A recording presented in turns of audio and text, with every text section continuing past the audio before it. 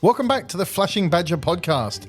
Joining me this week, my name is Gordon, and joining me is, as usual, Mike, Fitz, Wegs. This week we are in episode 2 of playing Havoc Brigade, a game by Grant Howitt, Rowan Rook and Descartes Games. Cue the music!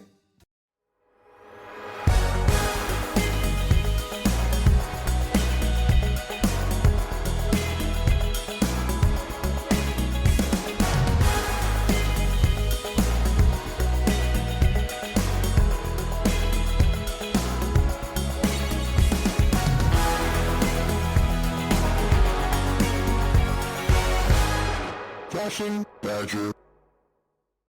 Welcome back. Last episode, as you left us, our noble orcs with clarity of purpose had just entered the gnomish quarter of the city, heading towards Tinstrate on their brave mission to kidnap and torture information out of the prince, who's holding a party in 2 nights. Just as they're moving into Tinstrate, the sun's just beginning to come up. You best remind us, Wegs, who are you playing? I am 6 goblins. Excellent. Fitz. I'm playing Profanius, devout paladin of Bog Al-Karak. Praise be his name. And Mike. I'm Moontooth, the forest shaman who loves the old ways and it has incredible magic powers. Before we start, I'd like to revisit some of the reviews that people have left for us on popular podcast platforms. This one is a questionable one. It's been put on my list of favourites here by Mike. I wonder why. Steve Harrison says about our Call of Cthulhu episode, he just says, Nautical John is incredibly handsome. It's funny and true. He's not wrong. It's also the name of my burner account, Steve Harrison. Yeah, well, funnily enough, there's another one from Steve Harrison here, which is from our Only War episodes, and it says, I'll try and do the voice credit here, Steve. Right! What's all this guff about yous lot spotting that commando? He had all his purple paint on and everything. You didn't see nothing. This here is an outrage. I feel like I've read that before, but it might just be that I've had too many blows to the head and I keep thinking in orc language. I'm going to keep putting it in every episode. Steve's worked out the cheat code here, which is put something in that hurts me physically to say, and you'll keep putting in. Lastly, John from Brushstroke Antics has left a review on our Crash Pandas episode that says, absolutely incredible first episode. We agree. I laughed so hard I almost crashed my car. And at this point, I'd like to remind everyone road safety is no laughing matter. And the Flashing Badger podcast is not legally responsible for any personal injury that comes about as a result of listening to the podcast. And if you see something, say something. Isn't that a terrorist? Fatigue kills. Yeah. As I said, the sun is barely beginning to rise. Dawn is just arriving as you clamber out of this wagon into the middle of Tinstrate, right between the Gnomish Quarter and the Dwarven District. And this is the artificers' quarter of the city, and there's little mechanical gadgets and gidgets, and buildings have got like cogs glued to the side of them for no reason. This is like steampunk town here. There's those vents in the floor that are doing like the New York subway thing, with there's steam coming up.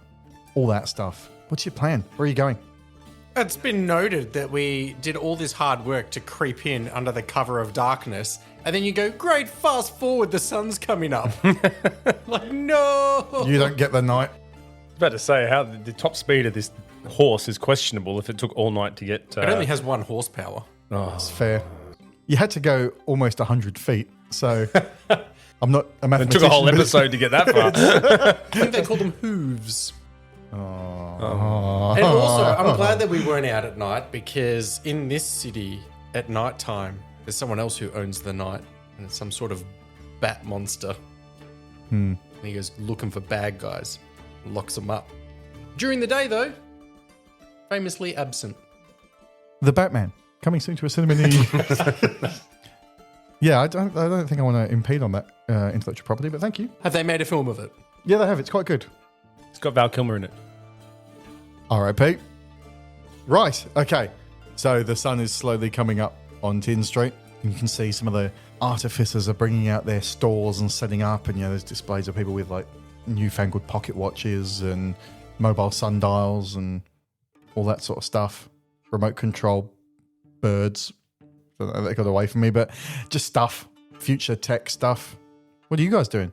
You're just off the wagon, and the man who dropped you off, whose name I've forgotten from last week, was Dave Whistle. Was it? It was Dave It Whistle. was Dave Whistle. What was it? Was his partner Thomas Turnip then? Hey. Wasn't it Tom Whistle and David Turnip? Parsnip. Parsnip. And we never Sorry. said they were partners. Oh, they were partners in the No, shop. they opened up the. And then Thomas passed away. Listen. Parsnipped away. All of you who've just listened to the episode, all right? These three Alzheimer-ridden, all right, whatever they are. It was a week ago, Dave Whistle and Thomas Parsnip That makes more opened the sense. Parsnip and Whistle Tavern because they knew that the one true God, Bog Al-Karak, would bless them and put them in parsnip heaven forever. Fun fact, they also opened the Whistle and Parsnip over at Gablegate. And if you jump over to the YouTube channel now, there's actually a lore deep dive on the background of the Whistle partnership, including their full financial history. I want to take a look at their books. No one can. We got time. Where are they getting all the human parts for their soup? Oh, I forgot about that. It's like a Yeah. Witherspoons. It's a franchised pub. And didn't you have parsnip soup that doesn't contain parsnips, only contains human beings? Yeah, but you call it parsnip soup and people don't know they're eating other people. I'm sorry. You can order the venison soup. It's the same thing. The business model is sound. Wasn't it a stew? It wasn't a soup. There was a stew. This sorry. is why it took us an entire episode to walk through one. And if game. you'd like the recipe for parsnip stew, leave a comment. You can catch it in episode 1 where we spend 4 hours just running the Whistle and Yeah, Parsnip. apologies to everyone. Parsnip and For whistle. me, Sorry, I don't know. I was pouring pints. I'm sorry, everyone, that I brought this up. Anyway, let's imagine that none of that ever happened, and you now find yourself on this street. Is there a bakery on the street? To your south, There is will the, be soon. To your south is the Grand Bazaar. You can already hear the hustle and bustle of it sort of setting up, and off in the distance, you can hear the steam whistles. Not that kind, just the normal mechanical whistle. They were just called the Steams until the Whistle family took over. of the machinists, the Guild of Machinists, and you know that nearby is one of the great bridges of the city that goes from the Dwarven district across to Greenside. And that bridge, I forget the name. Wegs, what's that bridge called? Madison County Bridge. Oh, yep, definitely. Work with me. Sophie's Choice Bridge. I don't know. Like, I thought we were naming. Sorry. Yeah, Which county is responsible for the upkeep of the bridge? Or do they do half-half? I think counterintuitively, one does the left side and one does the right side. Depending So which way you you're could be looking, they're So actually it's just- both just they're doing both- the they're both western doing the same side. Yeah, well, the thing about west is it changes depending which way you're facing. It's like, no, it doesn't. These are the engineers who built the bridge. So, like I say, over to the east is the Warrens, and you know that what you're on is virtually an island. The city's virtually split into 3, well, even 4 if you can count sections. Warrens. I mean, they call them quarters. Yeah, look, it's There's 8 of them. The glare from God. As bad as the sun rising over The Tin Warrens is Street. famously home to the rabbit people. Yeah, well, it occurs to me we need to get to the Great Palace, I believe. That's where the prince is going to be. Well, that's it. And I hate to upset Moontooth here and make a plan. Moontooth. But I believe that Bog Al-Karak wants us to get to where the prince is. okay. So the aim of the game. That's good. Yeah. Yeah. Hey, So in order to progress now that. that it just occurs to me, looking at this, what was it that the great chieftain or the great what was his name, Holstein, said that what was he called? Prince Holstein is who we're looking for. Yeah. Sorry, we're looking for Prince Holstein. Our chieftain said Skull Smasher. Skull Smasher. Yeah, Holstein. all I can Very think- different to Holstein. All You're I- not from the Holstein clan. Yeah, the whole scenes and the Skull Smashers diverged 3-4 generations yeah, ago. yeah. I wanted to call him Barbara Streisand, but I didn't want to get sued again, and I couldn't remember his name. When you first met him, you were like, Skull Smasher of the New England Smashers. I love that, like, Skull Smasher married into the Holsteins. Mum, Dad, just coming to I haven't dinner. seen a partnership like this since the Parsnip and Whistles. Oh. Anyway, we need to get to the Great Palace, which is looking at this topographical map Yes. on an island. How are we going to get to this island? Well, there's 3 bridges. There's the bridge that goes south, and then there's the bridge from that South Island bit to the eastern bit, and then there's a bridge to the Great Palace. Bridges are boring. I look for a catapult. Bridges the are for dwarven- cowards. Catapult into the sewer. The Dwarven district is nearby, and you know that they're the key weapons manufacturers in the cities. So you can always go and investigate. There's also the Guild of Machinists. Machinist. Yeah, you just have to walk down Tin Street, not to be confused with Tintin Street with the kid and the little dog.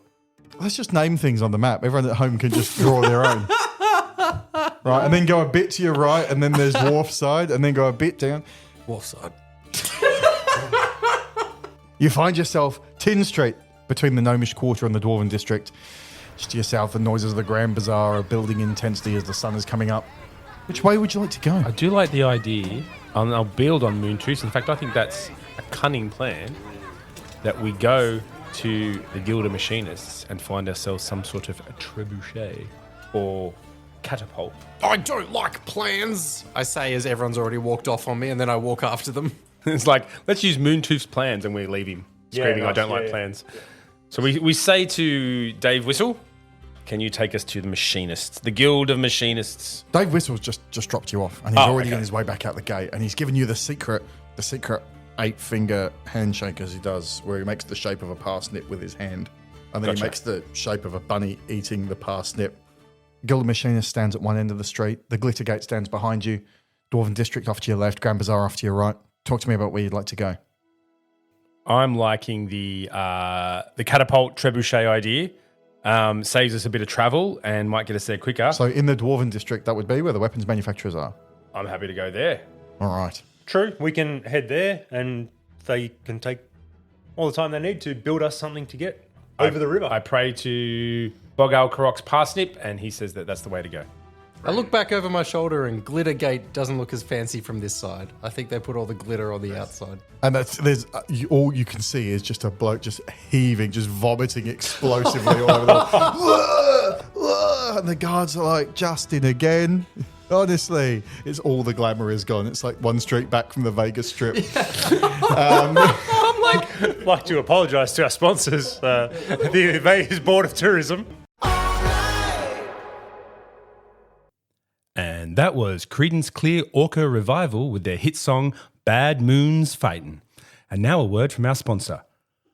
Don't forget your tickets to this year's one and only Orc Music Festival, Orkstock. All your favourite Orc bands will be there. The Beach Orc Boys, Guns N' Orcses, Green Day Skins, Bon Orky, Bruce Squigstein, Orcasis, Whitesnake Bites, Iron Claw Maiden, Rage Against Everything, the Electric Light Orchestra, and of course, Taylor Swift. Get your tickets now. Tickets purchased at own risk. Attendance to Orkstock will likely result in death. All tickets have a $6.95 transaction fee. Hi there. Fitz from Flashing Badger here. You might have thought the end of that joke was a dig at Taylor Swift. It was not. Taylor Swift is clearly the hardest working artist alive. Everyone loves her, including orcs. It was a homage to her music. We love you, Tay-Tay. Flashing Badger. So you make your way into the Dwarven District, and as you take a few steps in, you've still got your sort of your rudimentary disguises and your cloaks up and everything. As you make your way in, still sticking to the shadows, you notice the average height sort of dropping sharply, and the average beard length increasing in direct inverse proportion.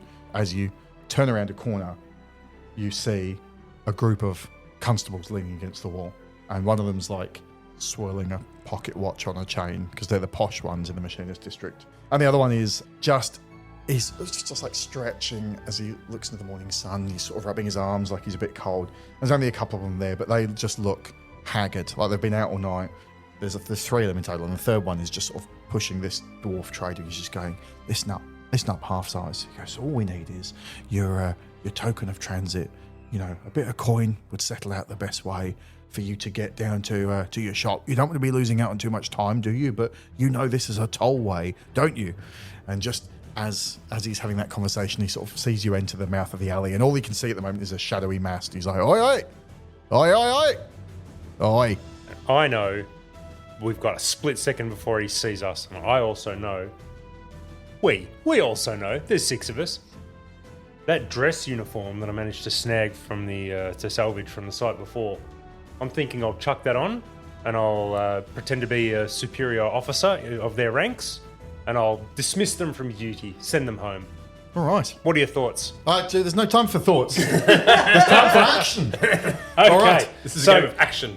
That probably wouldn't fall into a skill of creating a distraction, would it? Oh, I suppose if you're going to be yelling and arguing about them, I'll let you have that. All right, well, that's 1 dice. I've got my base, 1. The And one item And just because no dress uniform is complete without a snazzy hairdo, I'm going to put on the soiled wig from my equipment list. Make you look like an officer, a man of breeding. Oh, and I've got stolen glasses as well, so I'm going to use those, and they'll make me look intellectual-like. All right, how many dice are you rolling for me? That's 75. That's 5. 5 dice in total. Okay, well, the constables, they're not that on the ball, but they are. Security's been upped a bit because they know that one of their outposts has gone out of contact. And, with an outbreak of cannibalism just outside the walls, they're a bit on that. So they're just rolling 2 dice. So roll your dice for me.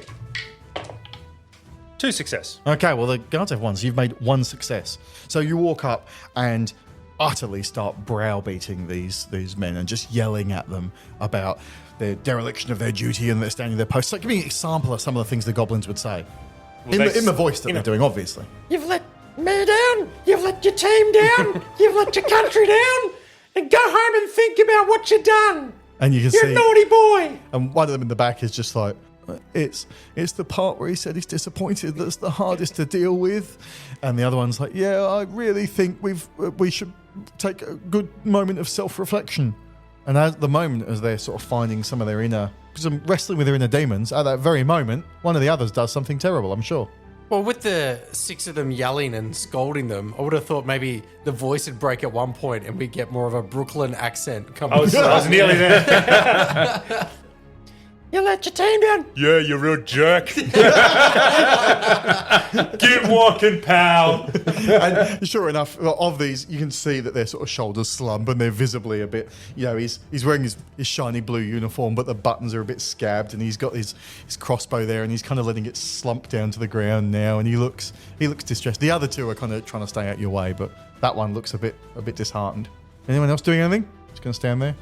I think it's amazing that you presented us with a scenario where we wanted to feel bad for a person getting robbed or taxed by some goons when we're savage orcs intent on just killing everything. But this would just evoke a reaction out of us to do the right I thing. just think people contain multitudes and they're complex beings, and I think it's pretty reductive for you to suggest that your orcs don't have feelings beyond looting and pillaging. Quick, Profanius, hit one with your sword.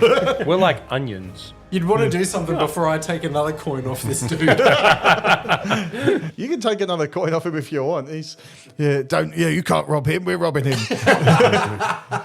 Profanius, what are you doing? I think I'm just sitting here watching this one. I'm waiting to see how this plays out. Then I walk for over the goblins. and I tell him to kick his shoes off. And while he's doing it, I ask him what size they are as I take them. He's a dwarf. He's 3 foot tall. You're about 7'6", but His shoes aren't great for me. it's the principle of the thing. Okay, so the constable, as soon as you move up, is like, "Hey, get back from him!" And I'm believe talking to him. He's still swinging his watch on the chain. Sure is. And I said, "My friend, it is time to die." And I punch him right in the snoot. Okay, is that just the 1 dice? Have you got anything that's going to help you there? Let's find out. I'm not being spooky. I'm certainly hunting. I'm hunting humies. I'm going to give myself 1 for that. Oh yeah. Yeah, I certainly am. But that's all I'm doing. And this is the old ways, the old-fashioned way. There's no planning. There's no finesse. Okay, roll those dice for me. 1 success. All right. Well, they're just rolling 1 dice back because they're underprepared. They have no successes. So sure enough, that one that you punch in the nose does the classic like Harrison Ford knee wobble and just collapses down to the ground. And the other 2 instantly spin around. And the one who's being told off by his superior is like looking back and forth between this very obvious goblin in a trench coat and the guy. And he's like, oh no. And he's just about to launch into action. Profanius, what are you doing? It's at this point I realise that none of these people have in the last 3 or 4 minutes sworn fealty and praise to Bog Al-Karok. And at this point, praise be his name. And at this point in time, I stand up and loudly, almost cutting through the tension that's in the air, and scream, "What god do you serve?" Directing that to everyone in the crowd, dwarven and policemen alike. Roll the dice for me. A flock of crows fly up halfway across town. A success. There's just 1 success back from them. So they look and they're absolutely unrattled by this. What are you talking about? What god do we serve? The god of coin. And at that moment, he begins to bring his crossbow up and shoulder it. And it's pretty beaten up and old, but, it still fires a bolt. So he's just about to launch at you. And the shot goes wild. Just pings off. The noise is now, there's a bit of a ruckus coming. The noise is escalating. And more people are kind of being drawn now to what's going on. You can see it's not far. Patrols are only a few blocks apart in this part of the city. So it won't be long before another group happens along. Jeez, they're well resourced. I don't know. At this point, I think that, Bog Al-Karok, praise be his name, is not getting the worship. He's not getting the mention that he deserves. And with my sacred parsnip tucked into my belt, with my ancient sword of Bog Al-Karok, and wearing my rusty armor of Bog Al-Karok, I decide to prove the supremacy of Bog Al-Karok over inferior gods, and I charge the lot. All right. Everyone in the crowd. Excellent. Including possibly the goblins that are standing there trying to convince everyone. Right. I'm walking in with sweeping tackle. How many dice are you rolling? I think I've got, of all those things I've mentioned, 1, 2, 3, 4, and I'm going to be hitting things. So that's a skill I've got. Sure. So I've got 5. Roll away. I've got 3 successes. So they're firing back with their crossbows and they're rolling back at you. So they roll 2. They get 2 successes. So really, all you succeed in doing is, as you charge in, you knock one over. They fired off their crossbow shot, which goes absolutely wild up into the sky. But you can see now that they're uncowed by you. They're sort of standing their ground. The one who's most scared is still the one who keeps looking back at the goblins, who's still sort of looking for approval from this. It's like, am I doing it? Am I doing it, sir? Is this the way? So, No, you're screwing it all up. Get the hell out of here. So, Wegs, now that this is gone to mush here, what are the goblins doing? Is it sock and a brick time? It's always sock and a brick time, my friend. and a Unfortunately, sock? I haven't had a chance. A sock and a brick time. Yep. They haven't had a chance to reload the brick into the sock, so you can't do that. I'm thinking I'm going to just dive into the nearest dwarf machine factory warehouse thing. I do have a skill of hiding, so I think Bravely run away. bravely, discretion Sure. and valor and so forth. Okay, jump in. Let's. 2 dice. Yeah. 0 successes. Oh, and the guards have rolled 2 successes there. So as you go jumping in, one of them swings his like truncheon club and just bonk. It lands absolutely square on the head, and it hits Stinky Pete. Not Stinky Pete. And so 1 week from retirement. so fragile are goblins that his truncheon just compounds, like accordions his body down until it's about half his size, and important bits start leaking out the corners. And he's like, oh God, No, not Stinky Pete! Taken too soon. And the guy who's done the hitting now, all he's seen is part of his superior officer fall off him. He's horrified by this, but still. He's still not afraid to He's take a swing at committed. his. Yes. Absolutely. He's realised what's going on. Moontooth, Profanius, what do you guys... Profanius, you've achieved nothing. Moontooth, what are you doing? Moontooth is outraged by the battle that I think I commenced after you did some great dialogue. Yeah, And I just punched someone feel in like the the nose. punch in the face really undid the stealth element. I'm standing in the middle of the street and I have my arms outstretched and I look up towards the sky and I start to scream. There's cracks forming in the pavement around us. There's swirling of dust and debris that's forming a giant shape. And what shape is it starting to make? It's making the head of a huge beast like a dragon meets a wolf, and the jaws open up as it moves towards everyone, and a huge roar, and then it dissipates down to nothing, and I turn around and I heal the goblins. And the giant face, just before it dissipates, goes, yeah, healing. It goes, healing power. Healing power activated. Moontooth is the best rock concert. All right, roll. Is that just 2 dice? You're using Oh, your... how dare you? I mean, it could be. It could be one. Sounds naff. I'm Yeah. certainly using healing. Sure. And I'll go with the old way. So, Okay. what we Roll say, a couple 2? of them. Sure. 1 success. Okay, so out of nowhere, you see, you look over at Stinky Pete's body, which is now like it's rapidly just dissolving into a puddle, and you see another goblin that you've never seen before just standing there looking down at it and going, shame. And then he just picks up Stinky Pete's hat and puts it on and just scurries off and is instantly part of the sort of goblin swarm as if nothing's ever The happened. Voltron of goblins. Yeah. But the constables are there's still 2 constables left.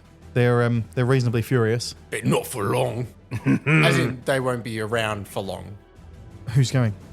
Those goblins. It seems like they're back at full strength. Their hiding has not been very successful. What do you want to do? Hey guys, I'm the new fella. It's Stinky Bill. It's Plum Pudding. Stinky Bill. The magic pudding. Stinky Bill. Stinky Bill. I like the others that are a bit confused. They're like, "Shut up, Pete! You've been here the whole time. He's still got the hat on. yeah, that's right. You've clearly got your signature hat. What are you Oh talking yeah, sorry. about?" I guess I am Stinky Pete. Sorry. I won't bother renaming myself. I'm still thinking that getting out of here is the way to go. So I think I'm still death. right. I because I'm wearing the dress uniform, I've started to get like I'm buying into the role. I've started to become offended at this ruckus, this fracas before me. Or there will be order in my streets. So I'm going to start bringing people to heel. I'm going to start swinging fists. And the fists, of course, are just 2 individual goblins in the sleeves of this dress uniform that are being The other swung goblins are back and swinging. forth. Yeah. So the 3 in the torso are swinging the 2 by the arms, while the 1 in the head tries to steer. So is this using your swarming over blokes This skill? is swarming over blokes. Now, this is getting noisier, by the way. You've created quite a bit of noise now. So there's 4 dice here in the suspicion pool. So should someone choose to mayhem, you will have a collection of dice to use. But remember, that's once per game. So you might want to save that up. For each of us. Per orc /orc substitute. Yep. Goblins. I think the sense of the sense of needing to bring order to this chaos is so overwhelming. I think I'm going to have to invoke my inner mayhem. All right. So that's your run amok. That's my run amok. Yep, sure. So roll all those suspicion dice plus whatever other dice you would have. So rolling 6. Oh, yeah, you've got these as well. Oh, Don't forget those. So you've got about 10 dice there. oh, good. Go. 5 success. Okay, and rolling back, there are 2 successes. So you've done 3. Absolutely cleave one of these guardsmen. You run up to him, and one of your goblins just impacts him in the face and just takes his helmet clean off his head, like chin strap still attached to him. So the helmet goes back, and the chin strap knocks him off his feet. He does like a full back salt, lands flat on his back on the ground. There's just this slowly sort of spreading pool coming out of him of whatever human liquid it is that they leak. They seem to You're leak. not sure what it is. Coolant fluid, I believe. Yeah. And there's just the last one is like, oh no, ah! And it's just started swinging like he's trunched in like a martial arts film, and he's charging now at the remainder of you. I think that at this point in time, Bog Alkarok wants one thing and one thing only, and that's for these heathens, these sullied, to be stopped, and taking a swig from his very recently blessed wineskin. It is now the sacred blood of Bog Alkarok. Takes a swig and hitting as a skill for Bog Alkarok smashes this person with the whole, like you mentioned, the Harrison Ford, Indiana Jones swirling, charging straight to the face, orc style, and praising Bog Alkarok as he does it. Love it. Roll those dice. So I'm going to take an extra dice for my hit and stuff and my wines. Excellent. Go. 2 successes. 2 successes. And, 2 successes from the humans. I know. So your punch to his face, he's actually just too far gone for it to... He sort of recoils and then looks at you. He's like, what do you think you're doing hitting me? I'm one of the constables. Moontooth's over it. He turns one palm up, little light, and he starts to go tss, tss, and everyone thinks something's about to happen. He goes, and just pulls his bow. It goes straight down the middle of the street. Excellent. Roll this for me. 1 success. No successes here. So, sure enough, as is traditional in these fights, an arrow goes punk and lands straight in this poor bloke who's running at you. My eyeball. By the way, I punched him. It stopped him. He's like, what are you doing? And then... So he keels over, and sure enough, yet again, the street is quiet. Now, you've made a bit of noise. You can hear hubbub from the sort of neighbouring streets going on. It's already clearly a focal point here. I think it's probably time that you need to move on and go somewhere else. Now, our little dwarven friend's still standing there, aren't they? Isn't he? Yeah, he sure is. So I think it's the opportunity to pick him up like a football, if Yeah. you will. That. And I think run, I'm guessing we're standing sort of out the front of his machine shop, Yep. which is his weapons machine shop, and run him inside, football style, palm out, through the front door of the machine shop, Yep. hoping that the others will follow me in. Okay. Is there a machinist standing at his desk, looking very skinny as we run through? There sure is. It's Christian Bale. This is a fantasy world. So that's ridiculous. It would be Christianus Balus. So you go inside and he's like, my name's Sheen, the dwarf. What? Charlie? You can call me Martin. what can I do for Emilia? you? What do you want? So what do you want? What do you want? A trebuchet, obviously. I mean, Or a Trebuchet, catapult. obviously. I don't know the difference. Oh, you've come to the right place. We have a wide range of barely used trebuchets here. We have the Justice Bringer, the 9000. It's obviously a very popular. Oh, we don't need a new model. Oh, well, I really think if you examine the advantages of a new model, you'll Do see you that. happen to have one that we could just perhaps loan for the day? Why am I talking like that? You want a test drive? Yes. Test drive model. Yes. All We, right, we well, want the trebuchet that could easily shoot, say, 2 orcs and an orc-sized bunch of goblins. It's very specific requirements. Let me just do some maths here. And he sort of gets his catalogue out and he's doing the slide rule thing. And We're not prepared to commit to buying one just yet, but perhaps if you could wheel it into the street and maybe just Aim show it us how at- it works. you see him, he sort of clearly senses a big sale because he's like gesturing at a few dwarves out the back who are like coming through. And he's like, Behind the glass. he's like, Darren, bring out the Justice Bringer 2000 model.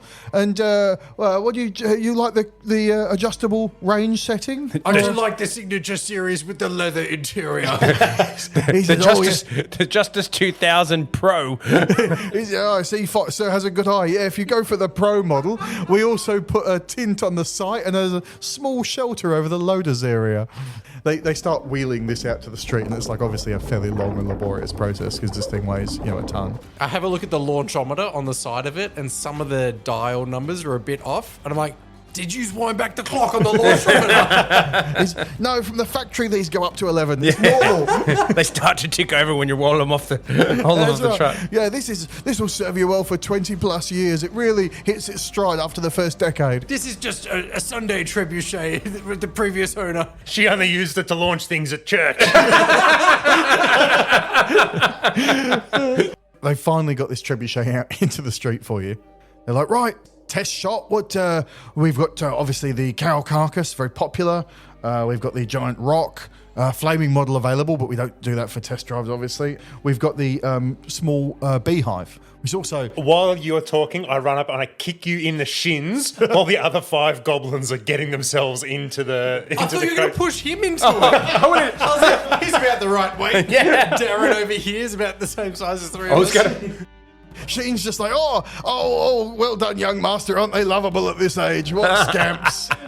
So the 6 of us are now in the we want to find out how close. Like, so what's the distance? How many leagues can these things fire? Is it city mileage or country? yeah. Say I wanted to launch something onto, I don't know, the island of the Great Palace. Oh, he said, no, you'd have absolutely no problem with this model. That's, not more than 15 fathoms from here. You'd, no problem. Could you line up that distance for us so we could see what it looked like? Yeah, so he does that, he like licks his thumb and holds it up, and he drops a few sprinkles of grass, and you see his whole crew slowly pivot And the 6 goblins are sitting in the... They're all in just the sitting thing, in the- like, come the on. leather launching cup. And he lines it up and he's tweaking the old dial there, and they're winding the big handles to get the rope back, and the machine sets up. He goes, oh, see this absolutely every day will get you Great Palace, no problem. He goes, you might even go past it. You might end up Cathedral of Salus. He's like, so what's the cargo for this test launch? I think it needs to be us. All of us. And I grab him by the collar and I flip the launch. Perfect. Yeah, let's take him with us. Someone roll me a dice. Mike, roll me a dice. You press the lever. A 3. Oh, 3 fathoms. yeah, you needed to roll 15. Tonight on Orc News Network, me human slave newsreader, me and me village captured by orc warlords and enslaved to read news. Me bring you headlines or orc overlord eat me family. First up, battle to death to decide next leader of Bone Smasher Warband. Gorguts Blood Drinker take early polling lead. Captain Smash Your Face threaten to assassinate opponents before battle even start. And Grimguts Defiler of female orcs and select humans, also popular in certain key demographics. Over to finance reporter Smart Economy Man. Me smart economy man. Economics irrelevant. Me feed meself to orc chieftain. What? In sports, Sporty Human. Sporting events be orcs chasing humans, orcs fighting humans, orcs eating humans, hardly no sport at all. Mino sets self on fire for orc overlord's amusement. And now, weather prediction human female. Me not know whether. Me hope for rain of human blood to wash away filthy other humans. Well, that's all from your friendly humans enslaved to read news for glorious orc overlords and empire. Me now finish news and report direct to abattoir. Ha ha ha. Oh God, help me. Sure enough, there's an almighty twang and you feel yourself accelerate upwards before you're flung forward. So much so that you look over and you see the goblins, like the G-force face pushed back. And Profanius just stands there absolutely resolute, doing his like Superman pose, looking off. He doesn't even move, even as he's going inverted in the cup. Bog! Here I come, Lord. Catch And there's me. a flame trail coming off me. And there's this like massive almighty feeling of freedom and relief as you find yourself sailing up above the city and looking around. You can see just blue skies and all the people below you look so small, and it puts in perspective how pointless your petty squabbles are. And then at that moment the ground starts accelerating incredibly rapidly towards you, and you realize that you're actually going down. You can see in the distance this giant, what looks like a red field to you, and you realize you're actually sailing at great speed towards the Crimson Plaza, which you've recognized from the... That's not towards. That's like the opposite direction. It's a bit in the direction. And the ground starts rapidly accelerating towards you, and you can see Sheen next to you is just screaming and his beard's flapping, and his beard's acting like a sort of primitive aerofoil and is actually slowing him down. So you're overtaking him slowly. You're flying down towards the Crimson Plaza. Is there any plan to arrest your descent here, or...? The six of us clamber onto Sheen's back, using him as a cushion to soften the blow. I like the My idea Thunder of... Bear cloak is enormous, and I let it flick Billow out, out. and we hold on to the ends like a parachute. All right, like some kind of man bat. It's called a Thunder Bear because it's obviously huge. It's not a sparrow bear. It's true. It's a good point. Thunder's known for being very voluminous. I like the idea of the of Wegs' goblins, like very quickly going like hut hut, and like, you know, like the ancient sort of circus artists and all that, all coming together in formation really, really quickly behind, you know, Sheen or something like that, and being able to form all No these- room for you behind Sheen, big boy. Find your own human It cushion. sounds an awful lot like you're trying to co-opt that plan. No, I'm Riding not. I'm him not. like a sled is so Oh yeah, good. just riding him As like you face re-enter the first. city's atmosphere. I don't need anything except the love, the pristine sunlight, and the rusty armor of Bogal Karok to save me. In fact, if anything, I just turn my back towards the ground, Just put face, my arms eyes wide closed. open, close my eyes, grip my trusty sacred parsnip, and just wait for Bogal Karok to right. soften my And at that voice. moment, Profanius dies. I'm going to make some off-book rulings here. I'm going to say, Moontooth, you can roll 2 dice, and you can choose the lowest, as that's your number of wounds that you're going to take. Wow. Because your cloak is helping you. Goblins, I like your plan more, so I'm going to give you 3 dice. Profanius, You instantly trusting- die. very heavy armor. I'll let you roll 1 dice, and we will see if Bogal Crook actually favours you or I not. want to see Bogar Karuk's work hope tomorrow. you land He in a can go hay last. bale. Wegs, roll a dice for me. 3. I'm rolling 3. Oh, I've rolled. The lowest is a 3. Right. 3 of your goblins are turned. On landing, you find out that the Sheen is just disappears as he embeds deep underneath the Crimson Plaza earns its name that day. Yes. And the 3 goblins that are clinging onto his shoulder blades and one near his sort of tailbone Which ones were they? Stinky Pete, Version 2, yep. Pete 2.0, Brain, Yep, no longer. and Goblet the Gourmand. Right. All three of those just instantly disappear, but the others stand up and, as if completely unfussed, or brush themselves down. And at that moment, Moontooth comes in using his bearskin glider. A 2 is my lowest. So he lands and he's sort of bumped and bashed, but he's no worse than that. He's still in moderately good condition. Let's see how Bog Al Karuk favours you, Profanius. Praise be his name.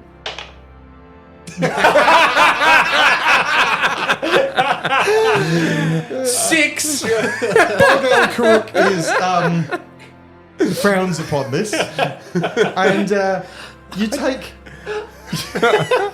you take all of your wounds in one go. I don't know how you're meant to please this guy. I know, I beat people unfairly. I hit people in the face. You hit the ground. I stroked the and sacred parsnip. You actually embed sort of head first. You roll along. All the tiles are clinking up as you carve this furrow through the middle like a meteorite landing. And you finally come to rest in the middle of the Crimson Plaza there, where your head butts up against one of the really sort of ostentatious statues in the middle. You come to a stop, and it's clear that there's not much left of you. You're sort of bleeding. You're dying. You're in bits. This has been a very noisy entrance, and this is quite a posh district. So there's already a lot of people that are going to be on the lookout for you. Good heavens.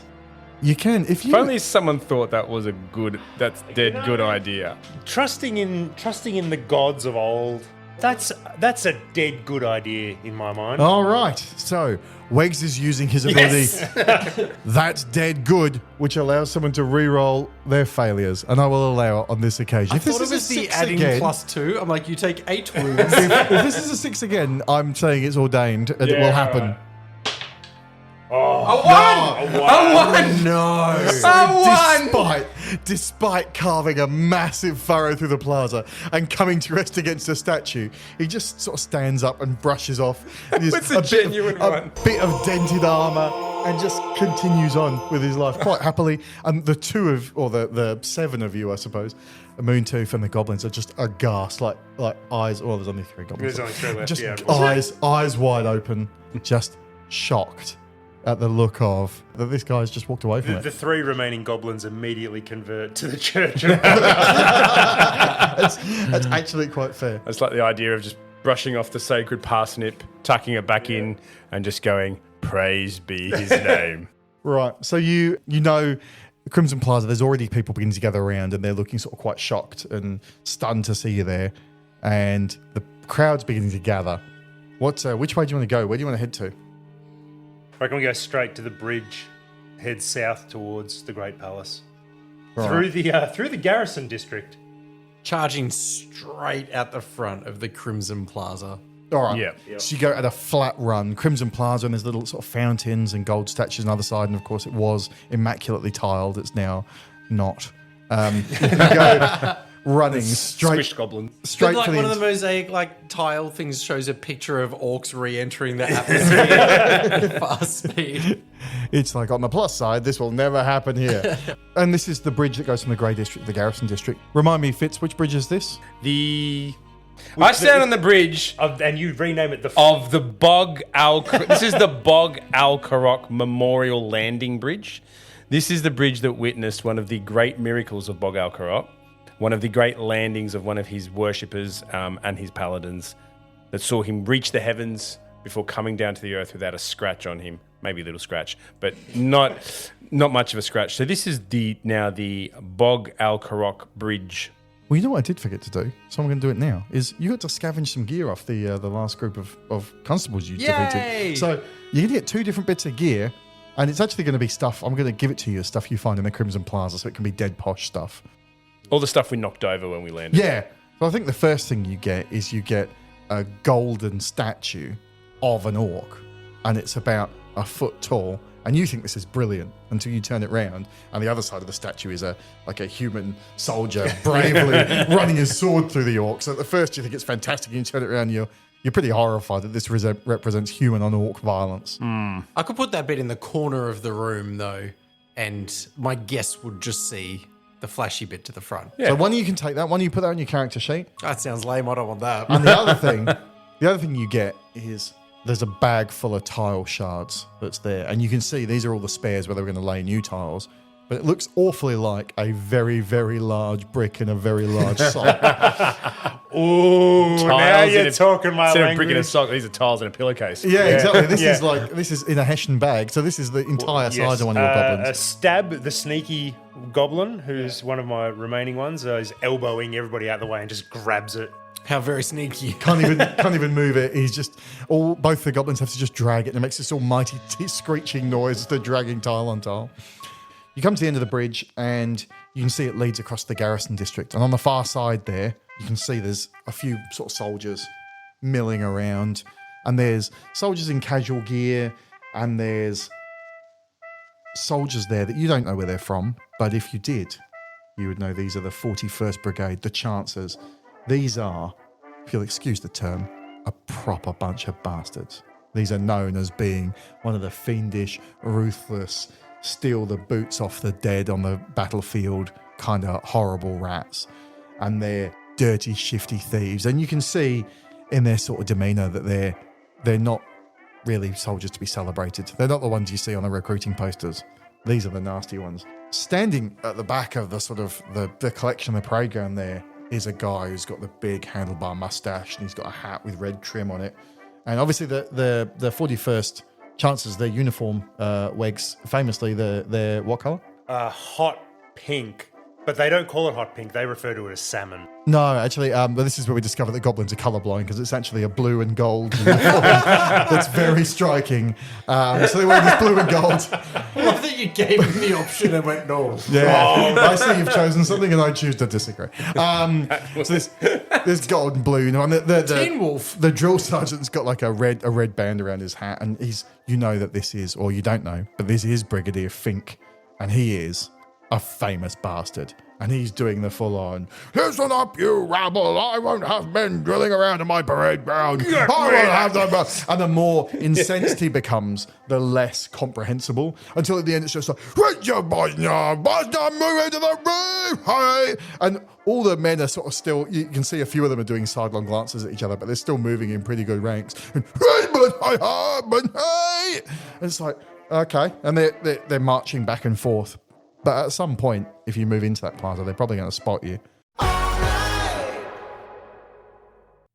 Welcome to our first town hall debate for the upcoming presidential election. Let's meet our candidates. From the Conservative Party, Michael Jones. Yeah, thanks, Bill. Great to be here. From the National Party, Jose Beckworth. Thanks, Jeremy. Welcome. And from the Greens Party, Sally Steinway. Thank you, Douglas. And also from the newly formed Fungi Party, the first ever orc-only party, Borba Hokok. Borba, I'll start with you. Okay, with interest rates set to soar, how will you combat inflation and the cost of living? Combat! No, I mean fight inflation. Fight! And as the Fungi Party proceeds to eat our guests, the winner of this town hall will be meted out in the polls. Thank you for watching. I would say this is a place where you might need some kind of cunning plan. And I suspect your plan might involve violence, given how it's gone so far. Talk to me about how you're going to get past this. They're right on the far end of the bridge. You can't dodge around them. This is the far end of Balal Bridge. Well, if that's what you want to... If you've chosen it's called that, I think the general public just call it... I didn't choose that. Balal Karok. Isn't it Bogal Karuk? Bogal Karok. Yeah, he's changed his name I hit my recently, head recently on the Crimson Plaza. So Yeah. forgive me, I'm a bit shaken. Sorry, Bogal Karok Yeah. Bridge. All right. Well, I think we should perhaps instead of charging towards them this time, we could get them to come towards us a little bit with some sort of maybe fantastic electric light show. Well, it sounds to me, Fitz, like you're pitching a cunning plan. And as you know, the cunning plan skill Ooh, yes. is where you give someone else some actions you think they should do. And if they take it, they get bonuses. I was thinking, considering that you have some sort of projectile weapon, I have some sort of projectile weapon, and you have other goblins you can throw at each other, that perhaps some sort of electric light show to grab these garrison to come running towards us on the bridge might be a way that we could pick them off a few by a few before they got to us, and then we smashed them. Some kind of clever ambush. Okay, so how's that going to go? The electric light show? It's going to draw them in? Maybe if Moontooth could supply some sort of magical display, Okay. a vulgar display of magic and light. Moontooth, thoughts? Moontooth doesn't like it. I noticed that the group are walking towards a drinking fountain because they've been on patrol and marching all day in the heat. And so I cover myself with my Thunder Bear cloak and I approach the fountain first. And I sprinkle into the fountain the weird forest magic mushrooms that I have in my possession. And I taint their drinking water with it. Okay. Roll me some dice, isn't that? That sounds like being spooky and sounds like a few other things. Yeah, let's go. Spooky, mushrooms. Is it meeting any of your drives there? Oh, I'd say so. I consider umis are a rare animal that I like to hunt. I mean, I don't think they're rare. We're almost in a city of them. Well, the 41st Regiment are. Okay. Them's the hardest of bastards. Sure. Sure. Fishing for success here. Hey, 3 success. Well, you've made a bit of a ruckus, and it's already like a fairly decent district. So as soon as they see this, or as soon as they go up to it, they're having big drinks from the thing, but they demonstrate that despite what kind of armor they have an utter lack of intestinal fortitude. And as soon as the first couple start drinking out of it, one of them like violently starts vomiting, and the other one, his eyes, like one pupil goes giant and one pupil goes tiny, and he starts just roaring and swinging around one of his very, very sharp knives at his colleagues, all of whom are instantly scattered into panic. And Brigadier Fink, standing up on the podium there, is like, the orcs. He's like the Swedish chef, but an English drill sergeant. The transcription's going to have a nightmare with that. That's right. Welcome AI transcripts. And mate, the rest of them are incensed and look across, and they start to launch their way towards you. I think we've only got the goblins left to... Oh, no, well, no, Profanius never actually did anything, did you? So No. Sorry, Profanius. Yeah. He came up with a cunning I'm plan glad, that everyone ignored. I'm glad we're work working your as dice. a team here. So they're just charging towards us now. Charging towards you. So you're just coming to the other end of the bridge, and they're coming out the parade ground, launching their way. They're running. You see a couple of them have got proper military crossbows, the type with the old articulated sights where you can zoom in and out. And some of them have got really proper sharp knives that they're pulling out from their hiding places behind their breastplates, and they're coming at you. They're in decent armor too. Bog Al Karok is not all just about hitting stuff. Bog Al Karok, you can shoot stuff in the name of Bog Al Karok. And I'm going to use my mud-anointed bow of, and you'll never guess this, Bog Al Karok. Praise be his name. So I'm going to shoot the closest one So how many towards me. dice? You got? So with shooting stuff and a mud-anointed bow, that's going to give me 3, sorry. Okay. And I have 1 success. And they're rolling 2 dice back, and they have no successes. Punk! And one of your arrows goes and absolutely sticks into one of the soldiers running across you, and they're like, Jasper! Dave! And the other one goes, I never really liked Jasper. And he goes, yeah, no, he was all right. It wasn't. I didn't care for him. And then they just keep running. So it's had minimal impact on their morale there. And it seems that they're still coming at you at a run. Right. Our arrows never miss. 100% success. They're blessed by Bog Al Karok. And I feel like his name wasn't Jasper, and he was just suddenly screaming the name of something he remembered from a trivia night the night before, and it was on the tip of his tongue. Who was Britain's foremost comedian in 1987? He's like, Jasper Carrot! What was the name of the friendly ghost? Jasper! No points. Nil point. All right, goblins. I have a dog on a string. We are pretending. Is it a live dog? Can you describe the dog for me? It's the size of a pig. It's somewhere between the size of a gerbil and the size of one of your Nash hounds. We're clearly still in the dress uniform. Bits of it. Bits of it, tattered remnants. It did survive a catapult launching. We're just we're out on a walk. We're just taking our dog for a walk. What's the big deal? So Don't mind again, us. you're hiding. Again, your strategy is hiding. Well, we're hiding past the All right, soldiers. roll me. What? It's gonna be 3 dice. Sure. 2 successes. Okay. Well, they're on guard. They're still firing their arrows and things in your direction. They've only rolled one success, so you sneaking past, one of them is slightly disconcerted by your presence and thinks, what's that bloke doing walking a dog in the middle of all this? Is this really what we've come to? Are we endangering these people that we owe our duty in our lives to? And his spirits have been slightly let down. He's slightly disappointed in his own act. And then Moontooth punches him in the face. He even recorded that in the statistics that his emotions are getting the better of it. His morale has gone down very, very slightly. He's looking forward to telling his best mate Jasper when he gets back to the barracks. His welfare support officer, Jasper. Great, who's going next? I'm going next. I'm standing in the fountain and I'm screaming for attention and my cackles. As a group of them then lunge towards me, they're climbing into the fountain to fight me, and that's when I draw out my Gorge Foreman. I forget what name I went with. Yep. But it's menacing, and it's still plugged into the extension cable, which runs off into the distance. It is presumably still plugged in all the way back in the chest in the woods. I'm sure it is. So it's got the little blinking light to show that it's on, because famously, no on-off switch on the George Foreman grill. And I throw it into the fountain with me, and I as lightning goes Toaster everywhere. in the bath style. Live, laugh, toaster, bath. Right, roll me some dice for that. There's a lot of dead celebrities which have made an appearance in this game today. It's 1, but I'd like it to be adjusted to 2 because that was so awesome. I would say that there's a couple of chancellors in there with you, and they're wearing quite good armor, which has obviously got leather between there, so it's good insulator. So I think, But there's metal on the armor, right? yeah, but there's leather protecting their body, so they've rolled one success as well. So I think unless one of your colleagues is going to support your actions by being impressed by it, giving you a dead good. Well, I don't know if I gave you a pretty good plan, which is very similar earlier. And, that's apparently it got correct. shut down. So, you know what? I do like the idea of death by George Foreman grill. So dead good lets you reroll I'll just give your you. failures. You know what? That's a dead good plan by Bog Alcaroc. You're damn right it is. 2 more successes, so that takes me 3. 3, so 2 more. So 2 guards, the 2 who are in there advancing on you, menacing with their sharp knives, just instantly do the and it makes their arms go up to like a thriller position as if they're about to do the dance, but instead of, enjoying a celebration of their own vitality, they keel over. Yeah, I know. What have it's I done? sad. What have you become? Maybe you are the baddies. You can see now that all that's left of this is the rest are scattering to the winds. And Running. Brigadier Fink is still stood up on his little plinth there, just yelling incomprehensible Cockney words at you.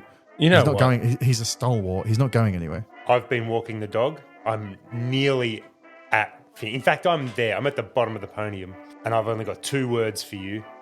Brick and sock. I scamper up the podium, Yep. forming a chain of goblins. We get to the top. I've only got 2 words for you, Fink. Yeah, jerkface, brick, sock, bang. Hang on. Yes, Andrew Dice Clay Goblin has survived. And because they're going en masse, they're swarming over. Okay. Give me that. What about your drives there? I feel like you haven't been doing any of those drives. You're helping your orcs meet their mission. Yeah, I've only got 1 left, Yeah, though. it doesn't matter. Give me one of those. Yeah, You're all achieving right, it whether yep. you choose to or not. Yeah, okay, that's a good point. We're trying to achieve the mission. We've got brick in a sock. So it's 1, 2, 3, 4, and then we're swarming over blokes. So that's 5, so 6 total dice. 4 successes. Right, the Brigadier is rolling back, and he has rolled 3 successes, but unfortunately for him, 3 is not the same as 4. So with an almighty clang, this Hessian sack full of tiles smashes into him, straight into his bushy mustache. Why don't you tell me what happens then?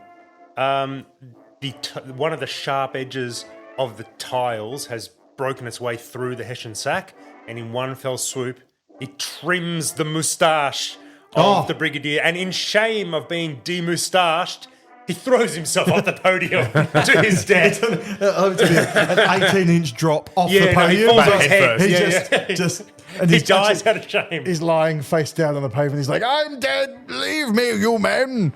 You must leave me." Yes, in the Go on style without of me. in the style of Padme from episode 3, just gets sick of the plot and dies. Yeah, that's right. Yeah, Just his mustache hairs are still slowly drifting down like falling leaves to the ground. no, they're blowing off like in the breeze like the feather from Forrest Gump. I love the idea of the leave me, man, leave me, and there was no one there. like they were all gone already. You must leave me. No, I insist. The Don't goblins, stop me. the goblins are just looking around like, who's he talking They're to? doing the don't try and stop me, Shmee. So the chances are a known bunch of battlefield thieves, and living up to their name, you've scavenged no less than 5 pieces of delicious gear from them. And one of them is a fantastic quality military crossbow with adjustable sight and night vision attachment.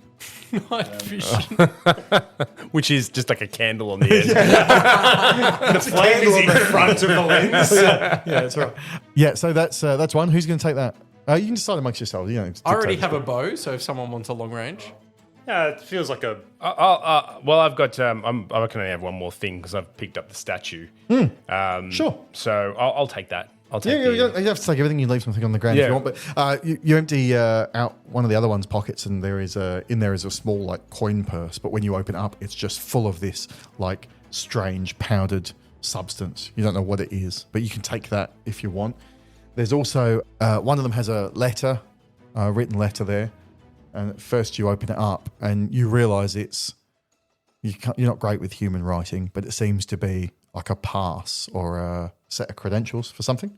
Oh. The next thing you find is a lovely boot with articulated metal toe armor. Like it's a lovely, solid armored boot there. Going to be miraculously able to fit one of you, I'm sure. And finally, around the neck of one of these soldiers, you find a chain. And when you open it up, there's a little locket. And one side of the locket is a picture of his newborn daughter. On the other side is It's a crossbow. Jasperina. a picture of his loving wife, and you realise when you twist it, a blade comes out. Let's turn it around there. People are getting sad. Yeah, what do you want to take? You take a bag of mystery powder? Yep, I'll take the mystery powder.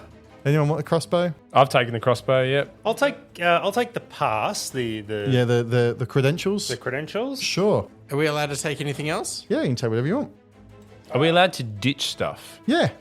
No. No. I see what's happening here.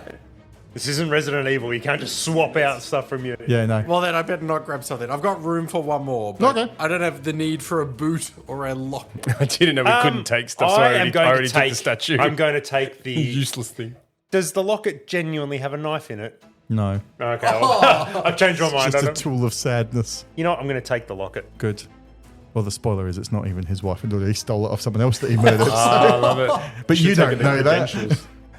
Right. I've got the credentials. Nice. Yeah. So you've made your way across this bridge to the garrison district, and laying out behind you is this sprawling field of soldiers, and looming in front of you is the bastion, and you can see the pathway that leads around this towering sort of strong point in the city, round to the arena, which is suspiciously but legally different from the Colosseum. And there's crowds and things there, and again, it's quite a busy district now, and there's definitely whispers and yells and sort of a hubbub coming from your previous actions of the entire regiment you just laid out on the parade ground. Just as you turn that corner and you see the front gate of the bastion, the episode ends, and it's Are you not entertained? that's it. So you've made some slightly better progress. I'd like to say that you failed at almost everything you tried today. which was I lovely. really did. Thank you for listening. If you've stuck with us, we appreciate it. If you've just joined us, you're at the wrong end of the episode. Start at the other end. Rewind the cassette. Rewind the cassette before returning it. We've been playing Havoc Brigade today. There has been more sneaking than I expected, but I'll encourage them to be more violent next time because I know that's what you're here for. It's made by Grant Howitt, who's a great designer who's made Crash Pandas and a whole bunch of other games. We played that. We enjoyed it. We enjoy all of his games. We're going to play some more, no doubt. So thanks, Grant. And Rowan Rook into Card Games is his website there. Jump on there, or else Drive Through RPG. There'll be a copy in the affiliate links down below. As we always say, please leave us a review. In-universe reviews are our favourite. We will read our favourites out at the start of every episode. And obviously, anyone who you think will be slightly interested in the episode, tell us or tell them so they can listen to it. Don't tell us. We don't care. Tell them. Flashing Badger has a Patreon for only $1 a month. You get the podcast and painting channel perks and exclusives. So that will include things like the film table reads of our homework that Gordon gives us, which for this one was a whole bunch of orc material, whether it be commercials, political campaigns, or otherwise. And you get sneak peeks of what's coming up. You get the intros for the new campaigns. And there's also the painting channel. If you're into painting little action dollies, you can join me, Mike, over at Flashing Badger Painting on YouTube. If you're not into painting little dollies, it's still quite fun. And we have a Discord. The Discord is the most exciting part. There's a link in the podcast description. There's hundreds of us in there.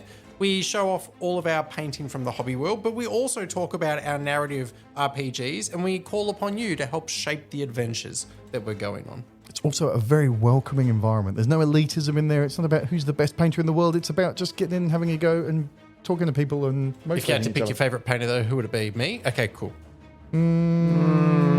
Fellas? Do you paint? Oh, okay. They all will look good when they're finished. Next episode, we're going to have the potentially explosive conclusion to Havoc Brigade. I'm sure everything will go swimmingly and according to plan.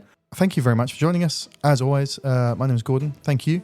And with me this week was... I've been Wegs. I've been Fitz. I've been Mike. Catch you next time. Bye.